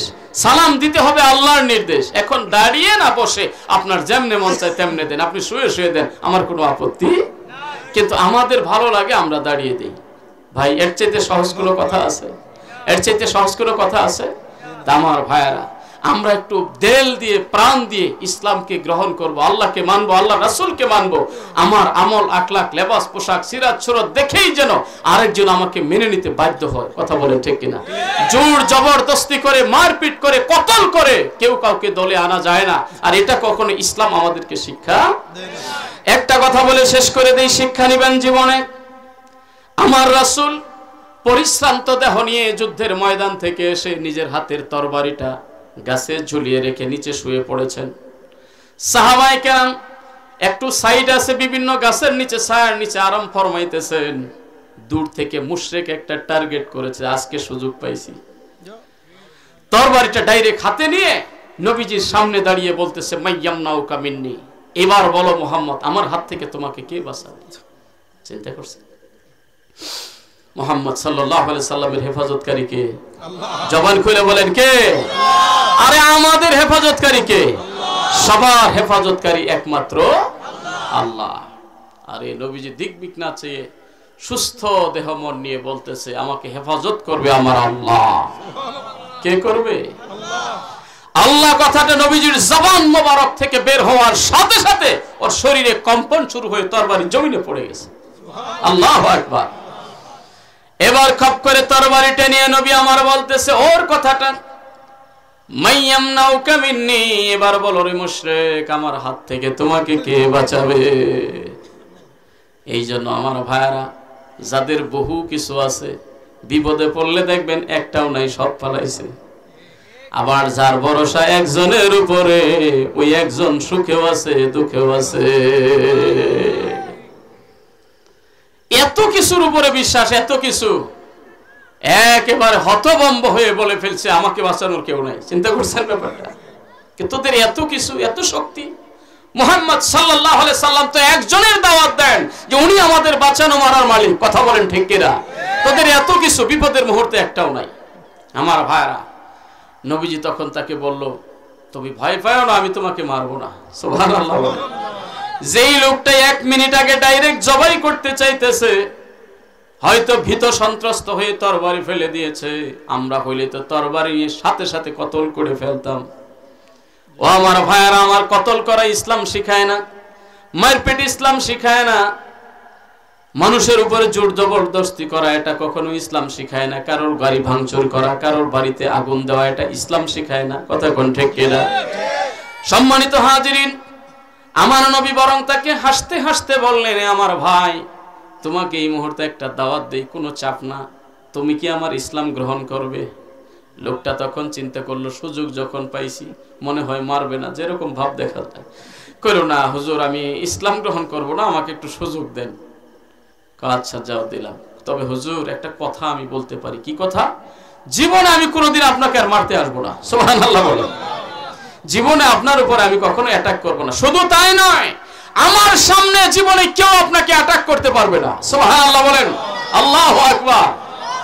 কি একটু নম্রতার কারণে নবীজি জোর করে তাকে বল, এই কালিমা পড়, নালে জবাই করব। কালিমা কিন্তু পড়তো, মন থেকে পড়তো না। কথা বলেন ঠিক না? দূরে যায় বলতো যে তুমি আমারে ভয় দেখাইছো, আমি তোমারে আশা দিছি। কি বলেন ঠিক না? কিন্তু নবীজির ব্যবহার, যা তোমাকে ছেড়ে দিলাম, না দাওয়াত দিলাম, ইসলাম গ্রহণ করলে করতে পারো। কাজে না হুজুর, আমি করব না, তবে আপনারা আমি কোনোদিন আর মারতে আসবো না, কেউ আপনারে মারতেও পারবে না। কিন্তু গেছে তো চলে, ভিতরে দিবানিশি ধাক্কা ধাক্কি করতেছে। কয়েকদিন পরে এসে বলতেছে, নবী গো, আমারে মুসলমান বানায় দেন। সুবহানাল্লাহ বলেন। আল্লাহু আকবার, আল্লাহু আকবার। এই জন্য আমার ভাইয়েরা, চাপাবাজির চাইতে, গালিগালাজের চাইতে, মানুষের উপর জবরদস্তি করার চাইতে আমি নিজে আগে ভালো হই। আমার চরিত্র দেখে, আমার আমল দেখে, আমার লেবাস পোশাক, আমার সিরাত সুরত দেখে, এক নাম্বার আমার আল্লাহ যখন আমার হয়ে যাবে, পৃথিবীর সব তখন আমার খাদেম হয়ে যাবে। আউলিয়া ने लात मारे दौलते दुनिया जब आके गेरे पाए तले मुल्के दौলত सबके सब। আল্লাহর ওলিদের আর কোনো তাদের সম্বল ছিল না, সম্বল ছিল আল্লাহ এবং আল্লাহর রাসূল। কথা কোন ঠিক কিনা? সেই সম্বলকে কেন্দ্র করে নিজের বাড়ি ছেড়েছে, ভিটা ছেড়েছে, দেশ ছেড়েছে, কত নদী কত খাল পাড়ি দিয়ে হযরত শাহজালাল ইয়ামানি মুজাররদি রাহমাতুল্লাহ আলাইহি এই ভারত উপমহাদেশ সফর করতে করতে সিলেটের জমিন পর্যন্ত এসে পৌঁছে গেছে। চিল্লায়ে বলেন ঠিক কিনা? একটাই মাত্র টার্গেট তাদের ছিল, নিজের মা বাবা বংশ আত্মীয় স্বজন সব ফেলে দিয়ে। দুনিয়ার কোনো টার্গেট তাদের নাই যে এই সিলেটের জমিনে এসে ইসলামের দাওয়াত দিতে হবে। আল্লাহু আকবার। ওই মানুষগুলোর দিকে যদি একবার আমরা চিন্তা করি, আমরা তো তখন মনে হবে যে আমরা মানুষ না অন্য কিছু। কথা বলে ঠিক না? আমরা মানুষের উপকারের জন্য আর কতটুকু কথা বলবো, শুধু অপরজনকে ঘায়েল করার জন্য আরো বেশি কথা বলেন। 50 জন 100 জন 200 জন 2 লাখ মানুষ সামনে পাইলে আপনাকে নসিহত করব উপকারের জন্য কতটুকু, বেশি চিন্তাই থাকে আরেকটা দলকে ঘায়েল করার জন্য। সত্য কথা ভাই, আমি মন থেকে অনেক মহব্বত নিয়ে আপনাদেরকে বলতেছি, এটা যেন আমাদের টার্গেট না হয়। টার্গেট থাকবে আমি 10 জন সামনে পাইছি, 10 জনকেই চেষ্টা করব আল্লাহ ওয়ালা বানানোর জন্য। কারণ চেষ্টার বাইরে কোনো দায়ীর দায়িত্ব নাই। দায়ীর হাতে হেদায়েতের ক্ষমতা আল্লাহ দেয় নাই, হিদায়াত কার হাতে? নবীজির জবান মুবারক দিয়ে আবু তালিবের কাছে বলেছিল, চাচা অন্তত আমার কানে কানে আপনি একটু স্বীকৃতিটা দেন, আমি যেন সুপারিশটা করতে পারি। তিবু কিন্তু বলে নাই, এবং আল্লাহ আরো গুসা হয়ে গেছে, হাবিব এটা না, আপনার কাজ শুধু মেসেজ দেওয়া, হেদায়েত তো আমার হাতে। আমি হেদায়েত না দিলে তুই পাবে না। কথা বলেন ঠিক না? কাজে আমার ভাইয়েরা, আপনাদেরকে যতটুকু পারলাম মেসেজ দিয়ে গেলাম। আল্লাহরে বিশ্বাস করি, আল্লাহর রাসূলরে বিশ্বাস করি। আল্লাহর ওলিরা যেইভাবে, যেই পথে, যেই মতে অ্যাডভান্স হয়ে আল্লাহ আল্লাহ রাসূলকে খুশি করেছে, আমরা সেই পথেই থাকবো আজীবন। কথা বলেন ঠিক কিনা? এটাই হলো প্রকৃত ইসলাম, এটাই হলো পুরানো ইসলাম, এটাই হলো আসল ইসলাম। ইসলামের ব্যাপারে আপনি লেটেস্ট খুঁজতে যাবেন না। কথা বল না, খালি বাজারে যাই খুঁজেন মোবাইল লেটেস্ট কোনটা, সব শেষে কোনটা আসছে, ঠিক না ভাই? কিন্তু ইসলামের বেলায় যাই লেটেস্ট খুঁজবেন না, আপনি ফেল করে যাবেন। ইসলামের বেলায় খুঁজবেন সবচাইতে ওল্ড কোনটা, সবচাইতে পুরাতন কোনটা, সবচাইতে আগের সিস্টেম কোনটা। কারণ আজ থেকে যার 1300 বছর আগে জন্ম, আজ থেকে যার 1200 বছর আগের জন্ম, ওই আমার থেকে নবীর অনেক কাছে। কথা বলেন না, কথা বলেন না। এই গ্রামে যদি একটা বাচ্চা ডিম দেয়, আরেক গ্রামে যায় সেটা বাচ্চা হয়, আরেক গ্রামে যায় সেটা মুরগি হয়। যত খবর দূরে যায় তত খবর বিভ্রান্তি ছড়ায়। কথা বলেন ঠিক কিনা? আর যে ডাইরেক্ট কাছে আছে তার কাছে আসল খবরটাই আছে। ইমাম আযম আবু হানিফা রাহমাতুল্লাহ আলাইহি 80 হিজরিতে যার জন্ম, আমার নবীর কয়দিন পরে মাত্র ওনার জন্ম। ওই যুগের আবু হানিফা, উনি নবী চিনলো না, ইসলাম চিনলো না, উনি ইসলাম আমাদেরকে বুঝাইতে পারলো না। আর আমার ভাইয়েরা নতুন আগমন করে এমন বুঝান বুঝায়, ইমামে আজম আবু হানিফার মতো লোককেও গালি দেয়। চিল্লায় বলেন নাউজুবিল্লাহ। আমরা কখনো এগুলো করব না, এটা কিয়ামতের আলামত। পরের যুগের মানুষ পূর্বের যুগের মানুষদেরকে গালি দিবে, এটা আমার নবী বলে গেছে, কিয়ামতের আলামত শুরু হয়ে গেছে। আর সেই জায়গায় আল্লাহর ওলি এই যুগের যারা সাহেব কিবলা ফুলতলি সারসিনার পিসাব অমুক তমুক যারা আছে, এদেরকে গালি দিতে ওদের কলিজায় তো কি লাগবে? কথা বলেন ঠিক না? আমি বলবো ভাইয়ারা, কাদা সরাসরি করে বন্ধ করে দেন। যার দ্বারা বিন্দু মাত্র ইসলামের উপকার হয় সেও আমার ভাই। যার দ্বারা আরেকজন মানুষের উপকার হয়, যার দ্বারা দিনের উপকার হয়, কোরআন তেলাওয়াত মানুষকে শিখায়, দান করে, সদকা করে, গরিবের আশ্রয় যার কাছে হয়, এই লোকগুলো আমাদের বন্ধু, ওরা আমাদের অন্তরের আত্মীয়। কথা বলেন ঠিক কিনা? আমি পারি নাই, আমার ভাই একটা ভালো কাজ করতেছে, তাকে আমি ধন্যবাদ জানাবো। পারলে সহযোগিতা করব, না পারলে চুপ থাকবো। অযথা বিরোধিতা করে নিজের ছোট মনের পরিচয় দিব না। কথা বলেন ঠিক কিনা? তাহলে আল্লাহর ওলিদের পথে পথে আমরা থাকবো ইনশাআল্লাহ। শাহজালাল ইয়ামানি মুজাররদি রাহমাতুল্লাহ আলাইহি, ওনার কাছে আমরা ঋণী, ওনার কাছে আমরা ঋণী। জীবন বাজি রেখে যুদ্ধ করে সিলেটের জমিনে ইসলাম কায়েম করে গেছে। শুকরিয়া স্বরূপ তার মাজারের পাশে যাই একটু দোয়া করি আমরা। কথা বলেন না আরো কিছু করি? সেখানে যাই সেজদা দেই, বলি শাহজালাল বাবা আমাকে একটা সন্তান দাও। এটা বলতে পারেন 2-4 জনে বলে, 2-4 জনের উপরে কি ফতোয়া হয়ে যাবে? ওইরকম 2-4 জন খারাপ কোন দলে নাই? কথা কোন? এমনও তো আমার দলের ভাইয়েরা আপনারা আছেন, আমি আমার ঢাকাতে কয়েকজনকে পিটাইতে পিটাইতে মাদ্রাসা থেকে আমি বের করলাম। কথা কোন? এগুলো যদি বলতে যে বলবেন হ্যাঁ এত ছোট কথা মুখে আনলেন কেন, তো এটা যদি দলিল হয় তাহলে তো আমি বলবো ভাই আমার মধ্যে আপনার মধ্যে তো এমন লোক আছে যাদেরকে দূরে মারার হুকুম হয়ে গেছে, তাহলে ওর কারণে কি একটা দলের খারাপ বলা যাবে? কথা বলেন না। এই কথাটা কেন বললাম যে দলের মধ্যে 10 জনও যদি খারাপ থাকে ওই 10 জনকে কেন্দ্র করে একটা দলকে গালি দেওয়া যাবে না। আমরা মাজার জিয়ারতে বিশ্বাসী, মাজার পূজারী নই। আমরা মাজার সিজদা দেওয়াতে বিশ্বাসী নই, মাজার জিয়ারত শুকরিয়া স্বরূপ যাই, তাদের জন্য দোয়া করি। কথা বলেন ঠিক কিনা? 2-4টা ভণ্ড পাগল সেখানে যায় সিজদা দিবে, নাচানাচি করবে, গান বাজনা করবে, ওদেরকে ধরেন পিটান, লাগলে আমাদের সাহায্য নেন, কিন্তু মাজারস্থ ব্যক্তি যিনি আল্লাহর ওলি তাকে নিয়ে আমাদের কোনো মন্তব্য নাই, কারোর মন্তব্য আমরা শুনতে চাই না। নিঃসন্দেহে মানুষগুলো আল্লাহর মকবুল বান্দা। কথা বলেন ঠিক কিনা?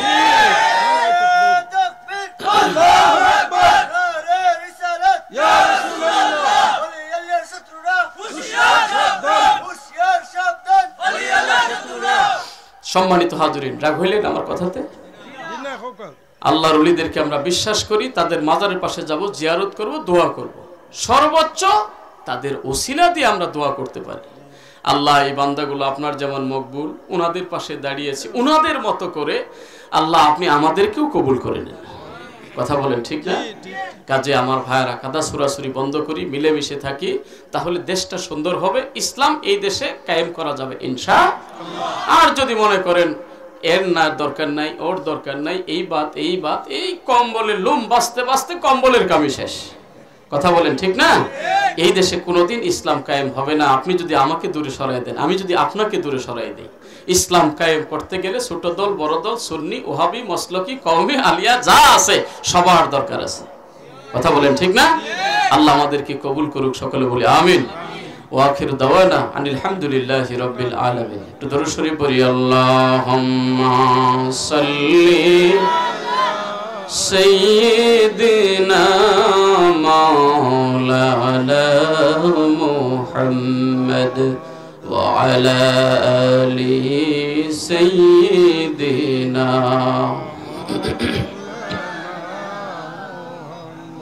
আল্লাহুম্মা সাল্লি সাইয়্যিদিনা মাওলানা মুহাম্মদ সাইয়্যিদিনা মাওলানা আল্লাহুম্মা আমিন। আলহামদুলিল্লাহি রাব্বিল আলামিন والصلاة والسلام على أشرف الأنبياء والمرسلين. ربنا ظلمنا أنفسنا وإن لم تغفر لنا وترحمنا لنكونن من الخاسرين. يا الله يا رحمن يا رحيم. الله এই রাঙ্গাডহর বাজারের পাশে রণকেলি গ্রামে আপনার দরবারে কত আলেম ওলামা তালেবে ইলম, আল্লাহ আপনাকে আপনার প্রিয়, আপনার রাসূল প্রিয়, আপনার ওলি প্রিয় মানুষগুলোকে সাথে নিয়ে আল্লাহ হাত তুলেছি। মাওলা আমাদের হাতগুলো আপনি দয়া করে কবুল করে নেন। আল্লাহ আপনার বান্দারা বড় মায়ার মানুষ গো আল্লাহ। কতদিন এই মাহফিলে আসলাম, কতদিন মুনাজাত দিলাম, জানি না মাবুদ গো কোন দিনের মুনাজাত আপনার কাছে ভালো লাগবে। আল্লাহ হায়াতে জিন্দগিতে সেকেন্ডের ভরসা নাই, জানি না জীবনে আর কখনো আসতে পারবো কিনা গো মাওলা আপনি জানেন। আল্লাহ যদি ভাইদেরকে নিয়ে এটাই জীবনের শেষ মুনাজাত হয়, আল্লাহ আমাদের এই পুরা জামাত একসাথে আল্লাহ আপনি দয়া করে কবুল করে নেন। আল্লাহ এখানে বসে আমরা যা জিকির আজকার করেছি, দরুদ শরীফ পাঠ করেছি, মাহফিলটাকে সার্থক করার জন্য আমার ভাইয়েরা মাথার ঘাম পায়ে ফেলা কষ্টার্জিত টাকা পয়সা দিয়ে মাহফিলের আয়োজন করে। আমার ভাইদের মনে বড় আবেগ, আলেম ওলামা ওয়াজ করলে দিনের বাগান হইলে আপনি খুশি হবেন আল্লাহ, এই বিশ্বাসেই তো আমার ভাইয়েরা টাকা পয়সা খরচ করে। আল্লাহ আমার ভাইদের এই খেদমত শ্রমগুলো আপনি দয়া করে কবুল করে নেন। আল্লাহ সওয়াব ও দরুদ ও সালামের হাদিয়া নবীজি রওজা মদিনাতুল মুনাওয়ারায় পৌঁছায় দেন। আল্লাহ तमाम अंबिया किराम साहबा अजमाइन ताबिन ताबिन जन्नतुल बाकी मोहल्ला शुहादा उहुद बदर কারবালার রূহে পৌঁছায় দেন। আল্লাহ এই ফিলিস্তিনের জমিনে কত শিশুগুলো আজকে এতিম, বাবাও নাই মাও নাই। আল্লাহ কত মায়ের বুক খালি হয়ে গেল, কত সন্তান বাড়িতে মা ডাক দিবে মাও নাই বাবাও নাই। খোলা আকাশের নিচে যাদের বসবাস গো আল্লাহ, ওই সমস্ত মা বাবাগুলোকে জান্নাতের সুউচ্চ মাকাম দান করে দেন। আল্লাহ ছোট্ট শিশুগুলোকে ধৈর্য ধারণ করার তৌফিক দেন। আল্লাহ তামাম বাংলার বুকে যত আরো যারা যে ভাবে শহীদ হয়ে গেছে সকলের রূহে সওয়াব পৌঁছায় দেন। আল্লাহ বিশেষ করে বাবু হাজার হাজার আলেমের উস্তাদ, লক্ষ কোটি হৃদয়ের স্পন্দন শামসুল উলামা সাহেব কিবলা ফুলতলি রহমাতুল্লাহ আলাইহির রূহে সওয়াব পৌঁছায় দেন। আল্লাহ আমাদের আসাতে যায় কেরাম আরো যারা বাংলার বিভিন্ন জায়গায় সারসিনা সহ শুয়ে আছে, আল্লাহ তামামের রূহে সওয়াব পৌঁছায় দেন। আল্লাহ এই রণকলে এত বৃহত্তর এলাকায় জানি না আপনার কোন বান্দা আজকে কবরে, কোন বান্দি কবরে। আত্রা অত্র এলাকার সমস্ত ভাই বোন যারা কবরে মাফ করে দেন। আল্লাহ এই মাহফিলটার জন্য যারা যেভাবে পরিশ্রান্ত হয়েছে, বুদ্ধি দিয়েছে, কৌশল দিয়েছে, খাটাখাটনি করেছে, আমার ভাইদের সব খেদমত কবুল করে নেন। আল্লাহ বাসায় বাড়িতে মা বোনরাও যারা হাত তুলেছে আল্লাহ সকলকে কবুল করে নেন। আল্লাহ ওনাদের খেদমত গুলো কবুল করে নেন। বাসায় বাড়িতে মা বোন যারা অসুস্থ দয়া করে সুস্থ করে দেন। দেশে বিদেশে যারা অসুস্থ অনেকেই দোয়া চেয়েছে, আল্লাহ সুস্থতা দান করেন।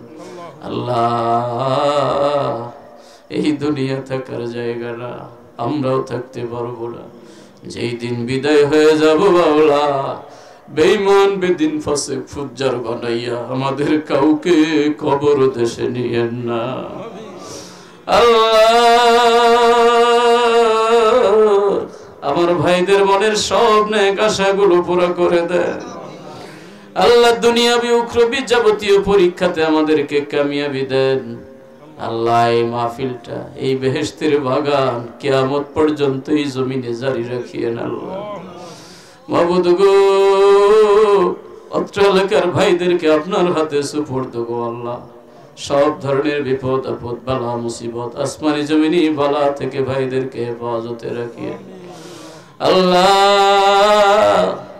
এই যে আমার ভাইয়েরা বড় আদর করে মহব্বত করে গুনাহগারকে দাওয়াত করে, আল্লাহ আমার ভাইদের মনের আবেগ হয়তো আমরা দোয়া করলে আপনি কবুল করবেন। আল্লাহ এই আশাটা আপনি বিফলে দিয়েন না, আল্লাহ বিফলে দিয়েন না।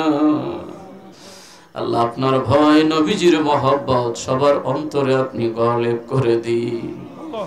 বিশেষ করে মা বাবার কবরটা আপনি দয়া করে বেহেশতের বাগান বানায়া দেন।